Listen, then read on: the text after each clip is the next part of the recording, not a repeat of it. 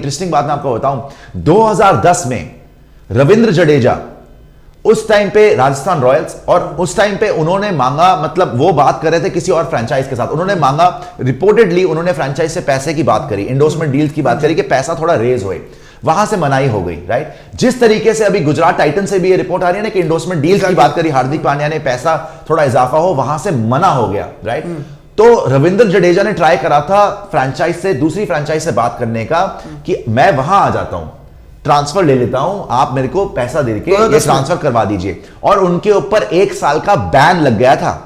2010 की बात बता रहा हूं मैं, 1 साल का उनके ऊपर बैन लग गया। यस, यंगस्टर थे, इतने पावरफुल नहीं थे उस टाइम पे, लेकिन सेम चीज ऑलमोस्ट रिपोर्टेडली, देखिए हार्दिक टच में तो थे मुंबई इंडियंस के, और ये भी बोला जा रहा है, रिपोर्टेडली बताया जा रहा है, सोर्सेज बता रहे हैं कि उन्होंने खुद ट्रेड, मतलब मुंबई से उन्होंने खुद बात करी। अब अंबानी साहब ने बात करी, हार्दिक ने बात करी, जो मर्जी है, लेकिन वहां से तो हार्दिक ने रिलीज के लिए मांग लिया, क्योंकि वही सेम किस्सा है कि इंडोर्समेंट डील, उनको वहां पे पैसा नहीं दिख रहा था, यहां पे पैसा दिख रहा था। और मैंने आपको उस दिन जब सबसे पहले स्पोर्ट्स डायरी में बताया था 30 करोड़ का हार्दिक, आपको याद होगा ये स्टोरी करी थी भाई, उसमें मैंने बोला था मिनिमम 30 करोड़ है, क्योंकि हमने गणित लगाया था कि 15 करोड़ तो ऑफिशियल, उसके ऊपर 30 करोड़, बिकॉज उसमें से गुजरात टाइटंस 50% लेगा, जो ट्रांसफर मनी है ना, जो अनडिस्क्लोज्ड है, जो बताया नहीं उन्होंने कि कितना पैसा दिया है, तो अनडिस्क्लोज्ड में अगर 15 करोड़ भी मान लूं मैं कि इनको मिल रहा है, और 30 करोड़ देंगे तो 50% हार्दिक पांड्या का, 50% गुजरात टाइटंस का।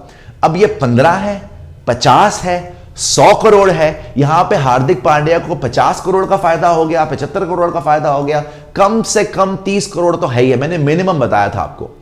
तो ये आईपीएल की हिस्ट्री में पहली बार हुआ है, और मैंने इसको ट्वीट करके भी बोला कि भाई सब गंदा है पर धंधा है ये, बिकॉज यहां से ये चीजें शुरू हो चुकी हैं। अगर आप एक रूल बनाते हैं कि रविंद्र जडेजा को आपने आड़े हाथों लिया था, आज हार्दिक पांड्या के लिए क्या आपने कोई इंक्वायरी बिठाई या इतना स्मूथली हो गया, या कोई इसमें आपको कोई फर्क नहीं पता, इसका एक्सप्लेनेशन देना चाहिए भाई, ये करा कैसे है, ये किस तरीके से हुई है सारी चीज, राइट। कल तक तो तुम्हारे ऑन एयर भी नहीं था, आज ऑफिशियल ट्वीट आ गया कि ट्रेडेड, कल ही बता देना चाहिए था ना, हुई ना।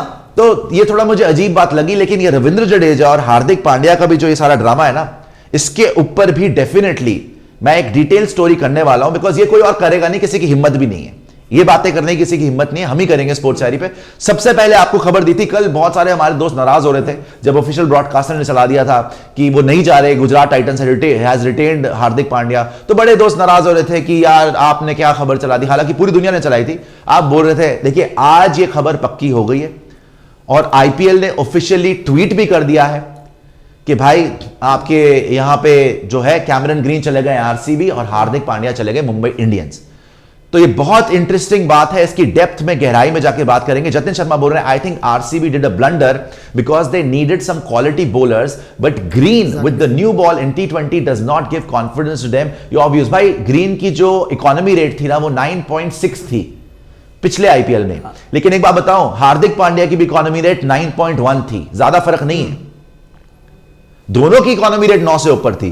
फर्क यह है कि ग्रीन कम से कम 50 की एवरेज, 160 की स्ट्राइक रेट थी उसकी, तो रन बड़े मारे थे ग्रीन ने, हार्दिक पांड्या के रन भी नहीं थे, और हार्दिक पांड्या ने मेरे ख्याल 3-4 मैचेस में तो बॉलिंग ही नहीं कराई थी।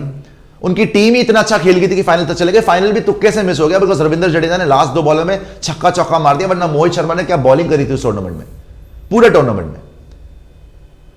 विजय शंकर, मोहित शर्मा, ऐसे प्लेयर्स कितना बढ़िया खेल रहे हैं उनके लिए। राहुल तेवतिया, 2 मैच तो राहुल तेवतिया ने जिता दिया था भाई। सो टीम बड़ी सॉलिड है गुजरात टाइटंस, और अब शुभमन गिल लीड करेंगे, बट कैमरन ग्रीन की जहां तक बात कर रहे हैं ना, यस बॉलिंग में देखो आरसीबी फंसी जरूर हुई है, मैं ये नहीं बोलूंगा कि नहीं फंसी है आरसीबी, बिकॉज इनके पास पैसा था, इन्होंने थोड़ी जल्दबाजी करी, पता नहीं ये ट्रेड में फंसे क्यों, या क्या पंगा। देखो यही तो है ना, यही तो मैं बोलता हूं ना कि सब गंदा है पर धंधा है ये कुछ नहीं पता हमें कि अनडिस्क्लोज अमाउंट, ट्रांसफर मनी कहां से कहां का, कितना पैसा कहां गया है। अल्टीमेटली तो पैसे के लिए हुआ ना भाई सारा खेल। हार्दिक पांड्या को बोला जा रहा है रिपोर्टेडली कि गुजरात टाइटन से पैसा डालना चाहिए था, उनको वहां से एंडोर्समेंट डील में उन्होंने मना कर दिया, भाई सारा पैसा नहीं देंगे। उन्होंने बोला चलो भाई फिर मैं जाता हूं, उन्होंने मुंबई से बात कर ली रिपोर्टेडली, वहां से बोला कि आजा बेटा घर वापसी करवा देते हैं, आगे तू बन जाएगा आईपीएल कप्तान। ये ओडीआई वर्ल्ड कप से पहले की बात है, ओडीआई वर्ल्ड कप से पहले की बात है। उन्होंने बोला चलो ये तो बड़ी अच्छी बात है, उन्होंने चेकबुक खोल दी। अब अंबानी साहब चेकबुक खोल दें तो किसी की नहीं, वो तो भाई देश खरीद ले, कोई किसी की नहीं चलती, वो तो आसपास के देश खरीद ले, अगर वो मतलब आसपास के इन द सेंस कोई पर्टिकुलर देश नहीं बोल रहा, लेकिन वैसे देश खरीद ले यार, वो इतना पैसा उनके पास, उनको क्या फर्क पड़ता है, उनके लिए पीनट्स हैं।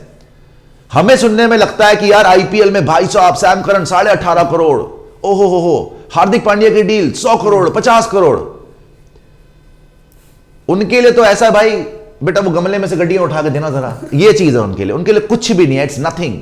उनकी एक पार्टी का खर्चा इतना नहीं होता होगा, तो उनके लिए तो एक मजाक था ये, उन्होंने कर दिया। अब गुजरात टाइटंस को कितना पैसा मिला है वो अनडिस्क्लोज्ड है, बिकॉज वो फ्रैंचाइज टू फ्रैंचाइज है, ट्रांसफर मनी, वो ट्रांसफर मनी है, वो अनडिस्क्लोज अमाउंट है, राइट। फ्रैंचाइज टू फ्रैंचाइज होता है। और वहीं पे आरसीबी अगर इसके अंदर घुसी है, सुनने में आ रहा है पहले केकेआर को हुआ था ऑफर, और फिर आरसीबी लास्ट मोमेंट आरसीबी ने इसमें हाथ मार लिया। आई थिंक आरसीबी, क्या सुपर चैट में कुछ प्रॉब्लम थी क्या जो नहीं दिखाया?